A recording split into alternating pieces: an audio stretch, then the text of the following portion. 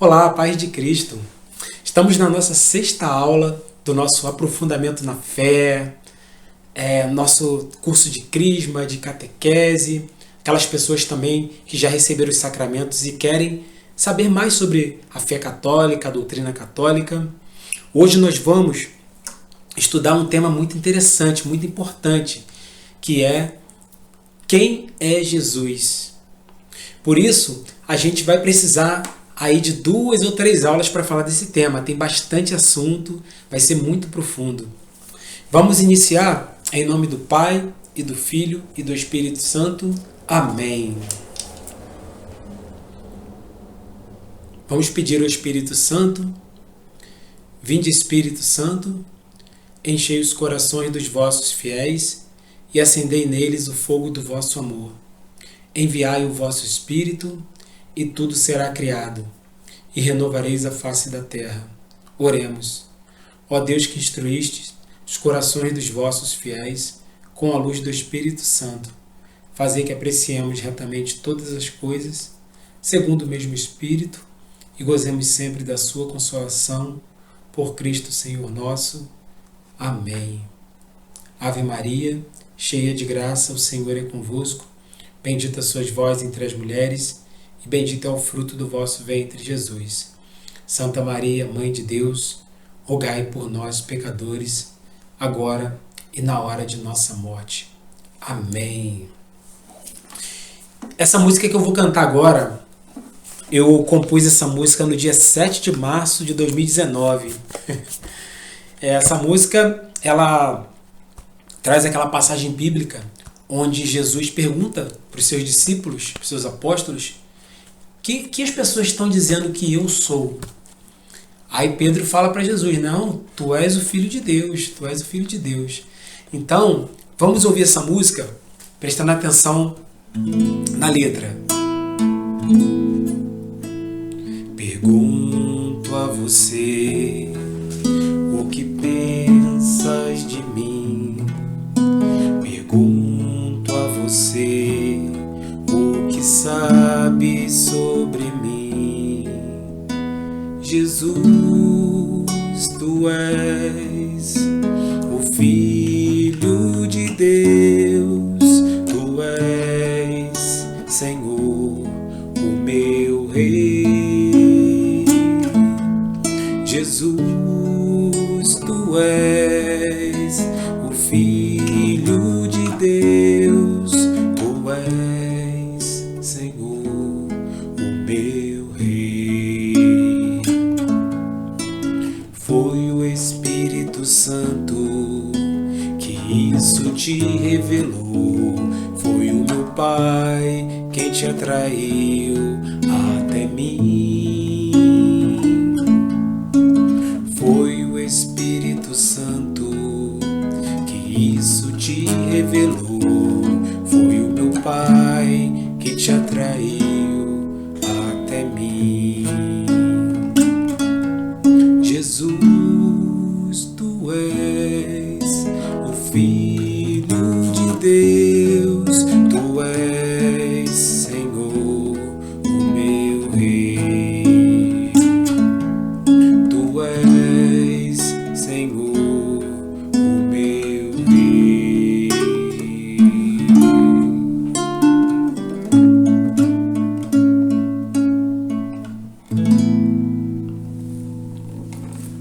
Louvado seja nosso Senhor Jesus Cristo, para sempre seja louvado. Agora eu vou colocar a apostila aqui para a gente acompanhar, a apostila da nossa sexta aula, compartilhando. Aprofundamento na fé católica, catequese, crisma. Então, vai estar no Catecismo da Igreja Católica, nosso tema, do parágrafo 430 até o 682, naquela parte do credo, né?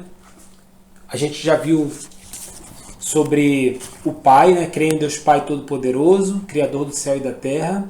Agora a gente vai ver a parte: e em Jesus Cristo, seu único Filho, nosso Senhor, que foi concebido pelo poder do Espírito Santo, nasceu da Virgem Maria, padeceu sob Pôncio Pilatos, foi crucificado, morto e sepultado, desceu à mansão dos mortos, ressuscitou ao terceiro dia, subiu aos céus, está sentado à direita de Deus Pai Todo-Poderoso, donde há de vir a julgar os vivos e os mortos.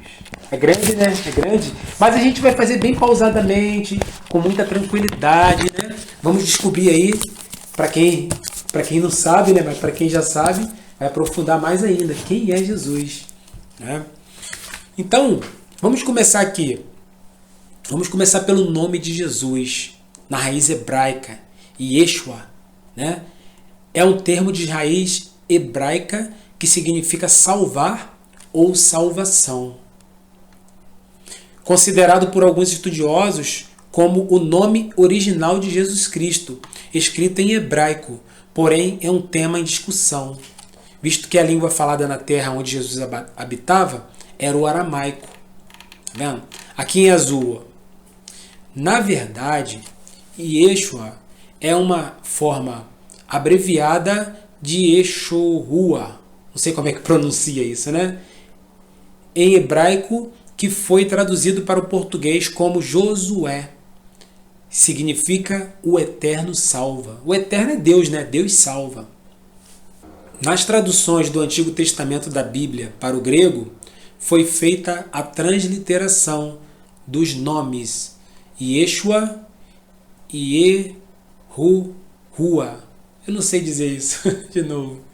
Para o nome único Jesus, que foi traduzido para o latim como Jesus e para o português como Jesus. Yeshua Hamashia é uma expressão em aramaico que significa Jesus Cristo, o Messias. Bacana, né?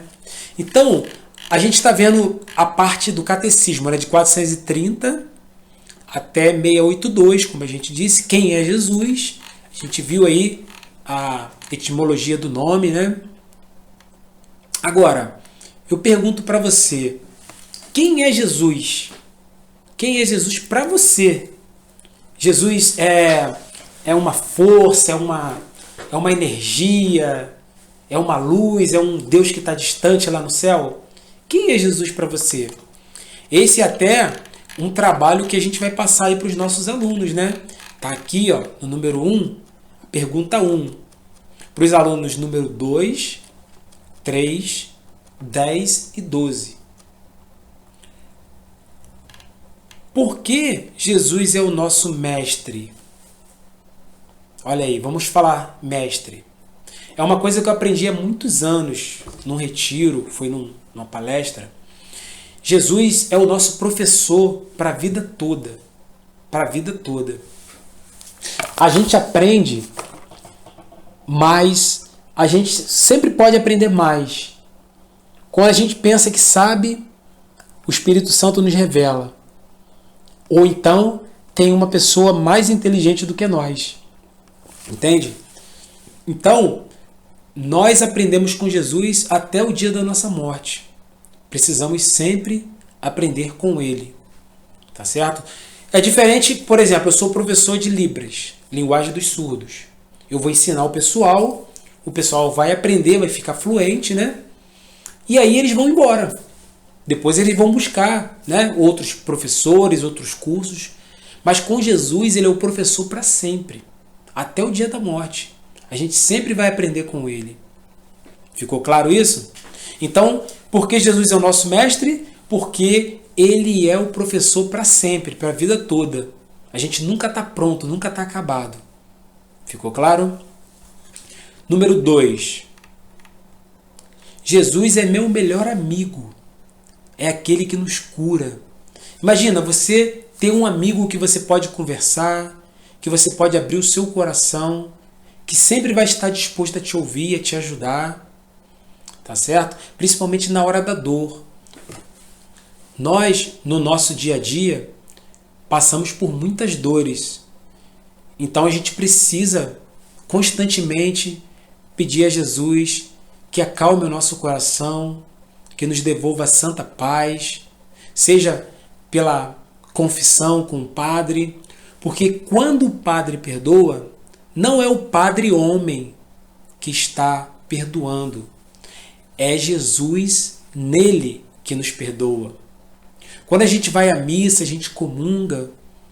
Quando a gente vai, seja no asilo, ou no orfanato, num hospital, a gente se aproxima daquelas pessoas, digamos assim, que precisam de mais atenção, que precisam de mais carinho e cuidado. Aí a gente sente que o nosso coração também é curado. A palavra de Deus diz, né? A caridade apaga uma multidão de pecados. Mas a gente precisa confessar, tá bom? Essa é a regra que Jesus nos deixou. Então ele é nosso melhor amigo e é aquele que nos cura. Agora, esse número 3 aqui é muito importante, muito importante. Por quê? Jesus é um só. Presta atenção, isso é muito sério. Se Jesus pediu para confessar os pecados com o Padre, naquela época eram os apóstolos. Se Jesus deu a comunhão, né? Quem come desse pão, quem bebe desse vinho, come a minha carne e bebe o meu sangue, e terá a vida eterna. E eu ressuscitarei no último dia. Aquele que é batizado, Jesus mandou batizar, tá certo? Aquele que é batizado e acreditar em mim será salvo. Quem não for batizado e não acreditar em Jesus será condenado. Isso está no Evangelho de São João. Casou na igreja, separou, está com outra pessoa, você está em pecado mortal. Está em pecado mortal. Esse é o Jesus. A regra é dura. A regra é dura. Né? Mas a gente precisa fazer a nossa parte. Então Jesus é um só. Por que eu digo Jesus é um só? Porque tem pessoas que acham que podem confessar direto com Deus. Lembra que eu falei que tem que confessar com o Padre? Foi Jesus que pediu para confessar com os apóstolos. A quem vocês perdoarem o pecado, serão perdoados. A quem vocês não perdoarem, serão retidos. E a prática da igreja, gente, ao longo desses, aí por volta de 2000 anos, e todos os santos, e todos aqueles católicos que passaram por isso, será que hoje não vale mais? Será que a palavra de Jesus não precisa ser mais seguida? Então, se alguém ensina diferente disso, não pode estar vindo do mesmo Cristo. Entende? Quando eu digo que Cristo é um só. Por exemplo, o jovem vai confessar com o padre e o padre vem dizer que masturbação não é pecado. Como não é pecado? Está no catecismo da igreja, está no mandamento não pecar contra a castidade. É uma desordem. Entende? A gente precisa viver a castidade, a pureza. Então, a pergunta até ficou repetida aqui, ó, esse é erro de digitação, não tem problema. É porque Jesus é um só. A pergunta é essa, eu vou até apagar aqui, ó, não tem problema. É um só. Certo? Vou até botar em maiúsculo mesmo. Por que Jesus é um só? Resposta. Porque existe a palavra de Deus, existe o magistério da igreja e existe a tradição para a gente seguir. Tudo que eles seguiram, a tradição seguiu, os santos, né? Foi Jesus que ensinou. E nós devemos fazer da mesma forma. Se você fizer diferente, não é o mesmo Cristo. Por isso Jesus é um só. Ah, mas eu separei da igreja, agora eu estou com outra pessoa. Tá, mas da onde que vem? Que Cristo é esse que está ensinando isso? Entende? Se ele mesmo falou da boca dele, se você olhar para uma mulher que foi separada, a não ser por união ilegítima, né? Olhou para uma mulher que casou na igreja católica, separou, você está olhando para ela, está desejando, você está em pecado mortal, está em adultério. Se diz o contrário, não é o mesmo Cristo. Eu consigo explicar? Vocês me entenderam? Porque Jesus é um só? O que Jesus ensinou precisa ser seguido. Tá legal? E aonde que estão essas verdades? Você vai encontrar na Santa Madre Igreja Católica. Nas outras eu não sei, mas na Igreja Católica, né, o que os santos viveram, o que os apóstolos viveram, tá lá. Tá legal? Aí você tira aí por suas conclusões e me responde essa pergunta. São os alunos número 1, 4, 8, 9 e 11. Tá bom? Vamos para o número 4. Único intercessor junto a Deus. Muitas pessoas falam, pedir intercessão a Nossa Senhora, pedir intercessão dos santos. Gente, intercessor junto a Deus é só Jesus, tá? Ele é o único mediador. Agora, a intercessão de Nossa Senhora, a intercessão de São José, Santo Antônio, é porque eles são amigos de Deus. Deus concede a eles a graça de poder nos ajudar, de poder nos acumular de bênção, de graças. Tá certo? Agora, depois da nossa morte, a gente vai estar lá com Jesus e ele vai ser o nosso juiz, nosso mediador. Nós vamos falar isso lá no final, né? Na verdade, tem até o número 6 aqui falando do juiz. Ficou claro? Então, ele é o único intercessor junto a Deus. Jesus é misericordioso e libertador, né? A misericórdia é aquele movimento que ele desce, se torna homem, sendo Deus, se torna homem. Tudo aquilo que a gente faz para diminuir o nosso ritmo, o nosso passo, para acompanharmos os nossos irmãos, é um gesto de misericórdia. Por exemplo, a minha filhinha anda pequenininha, né? 1 ano e 7 meses, passinho de formiguinha. E eu ando rápido. O que eu vou fazer? Vou diminuir para poder acompanhar. Entendeu? Isso é um gesto de misericórdia. Mas a misericórdia de Jesus é para estar ao nosso lado, para entender as nossas dores. Ele foi homem, ele não pecou, mas ele sabe o que a gente passa. Ele sabe como a gente tem dificuldade, como nós somos cercados pelos nossos inimigos. Né? Quais são esses inimigos? A carne, o mundo e o demônio, como diz São Paulo, né? E é o nosso libertador. Por quê? A partir do momento que a gente se arrepende dos nossos pecados, a gente vai lá, confessa com o padre, conversa, busca os sacramentos, muda de vida. Não, hoje eu não vou pecar mais, eu prometo nunca mais pecar. E faz aquela decisão firme. Sabe por que prometo nunca mais pecar? Mas daqui a pouco eu vou pecar. Você promete porque Jesus pediu para viver o hoje. Né? É o por hoje não, lembra do PHN? É isso aí, é o por hoje, por agora. E todo agora tem que ser bem vivido. E todo agora tem que ser vivido em fidelidade a Jesus. Ele é o nosso libertador. No número 6, é nosso juiz. Nosso juiz. Por que Jesus é o nosso juiz? Deixa eu trocar aqui também que está juiz. Por que Jesus é o nosso juiz? Pergunta para os alunos 3, 6 e 7. A palavra de Deus diz que depois da morte vem imediatamente o julgamento. Então aqui na Terra a gente vai vivendo e no dia da morte a gente vai para frente de Jesus. Ele nos julgará pelo amor. Depois nós vamos ver mais um pouquinho sobre essa questão do juízo final. Ele é a imagem do Pai, né? E o Verbo divino se fez carne e habitou entre nós. O apóstolo Filipe perguntou para Jesus, né? Está na passagem, as passagens bíblicas, né? O apóstolo Filipe perguntou para Jesus: e aí, quando que o Senhor vai nos mostrar o Pai? E Jesus responde para o Filipe: quem me vê, vê o Pai. Quem me vê, vê o Pai. Esse é um mistério, né? A gente não pode confundir que a gente tem a Santíssima Trindade. O Pai é a primeira pessoa, o Filho é a segunda pessoa e o Espírito Santo é a terceira pessoa. Tá certo? Mas Deus, ele se faz homem e vem na pessoa de Jesus Cristo. Verdadeiro Deus e verdadeiro homem. Jesus é a palavra de Deus. Eu não sei se está nas cartas ou no Evangelho de São João. Ele afirma isso lá, né, que Jesus é a palavra de Deus. A gente tem a Bíblia, que é a palavra de Deus, mas Jesus também é a palavra de Deus. Depois você pesquisa lá, né, em São João. A doutrina de Jesus é difícil de seguir. Lembra que ele fala que é uma porta estreita?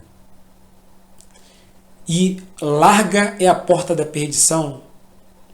Pois é, no mundo que nós vivemos hoje, e desde a época de Jesus, é muito mais fácil você trair, você deixar de fazer sua oração, você vai tomar uma refeição, café da manhã, um almoço, esquece de Deus, nem agradece, aquela ingratidão. Então, o caminho estreito passa pela dor, passa pela oração.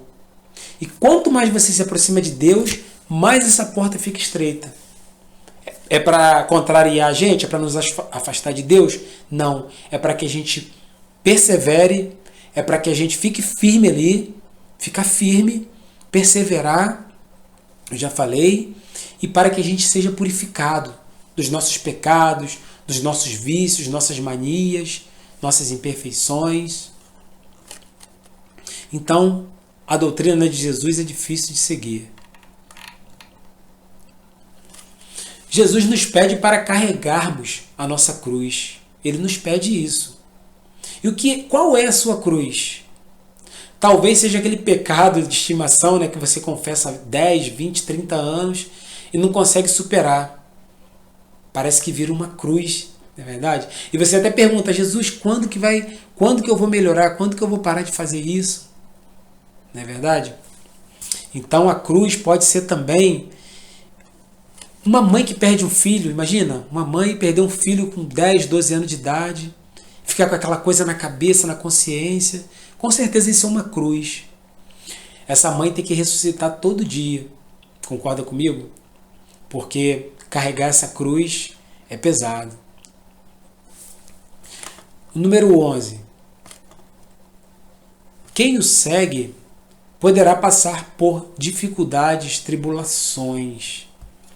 Está em Eclesiástico, capítulo 2, versículo 1 ao 6. Vamos ler? Vamos ler essa passagem bíblica. Eclesiástico, capítulo 2, do 1 ao 6. Diz aqui: paciência e confiança em Deus. Meu filho, se entrares para o serviço de Deus, permanece firme na justiça e no temor, e prepara a tua alma para a provação. Humilha o teu coração, espera com paciência, dá ouvidos e acolhe as palavras de sabedoria. Não te perturbes no tempo da infelicidade. Sofre as demoras de Deus. Dedica-te a Deus. Espera com paciência, a fim de que, no derradeiro momento, tua vida se enriqueça.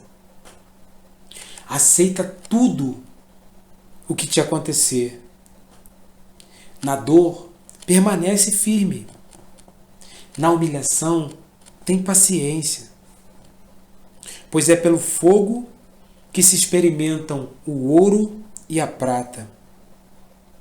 E os homens agradáveis a Deus pelo cadinho da humilhação. Põe tua confiança em Deus e Ele te salvará. Orienta bem o teu caminho e espera nele. Conserva o temor dele até a velhice. Que maravilha, né? Essa é a palavra de Deus através do livro do Eclesiástico. Que bom. Então, gente, é impossível querer se aproximar de Deus e não passar por tribulações. Tem várias passagens bíblicas onde Jesus adverte. Ele fala até dentro de casa, da família.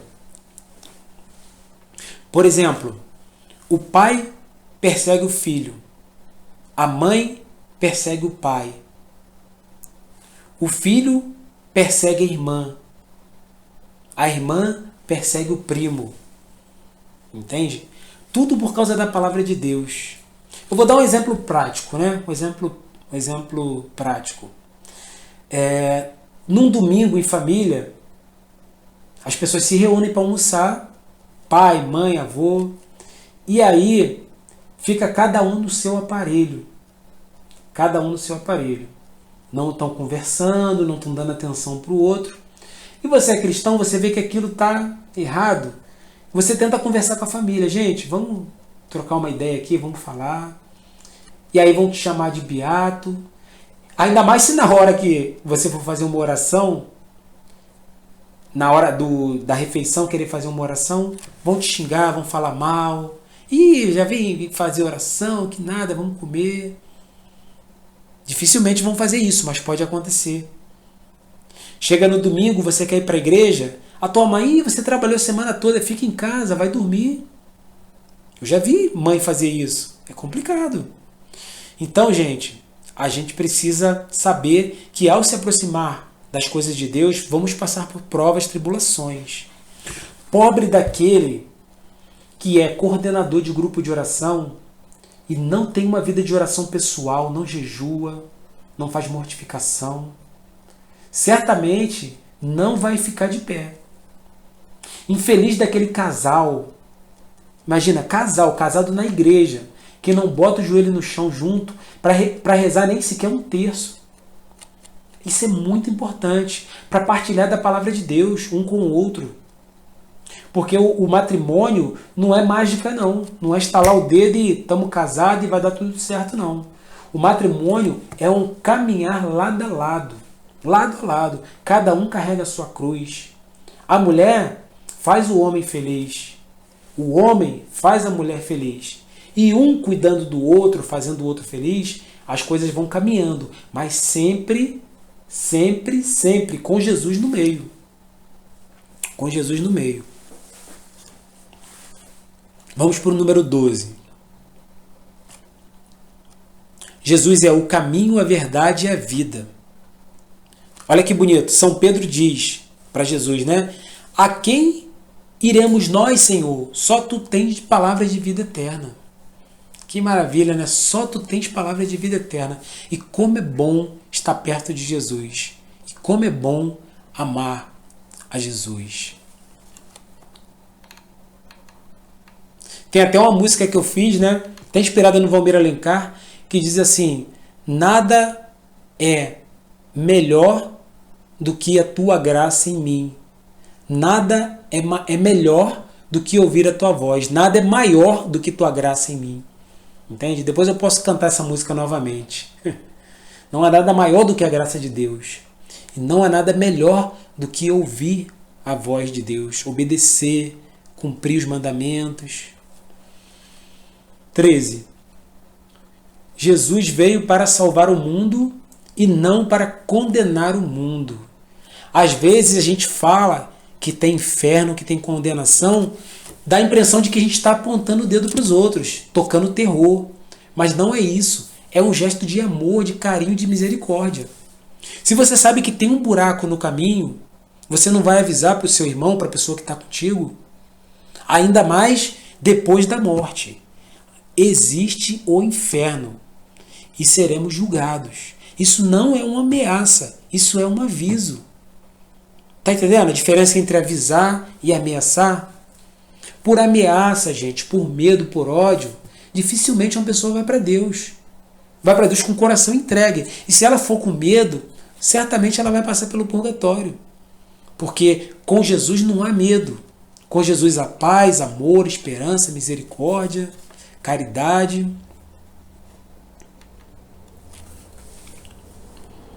Vamos para o nosso segundo momento agora. Bom, então nós vamos encerrar esse primeiro momento, né?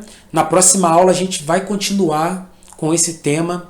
Vamos, na próxima aula, ver segundo momento, pergunta número 4, né? Para os alunos, mas aí deixa para o próximo vídeo, tá bom?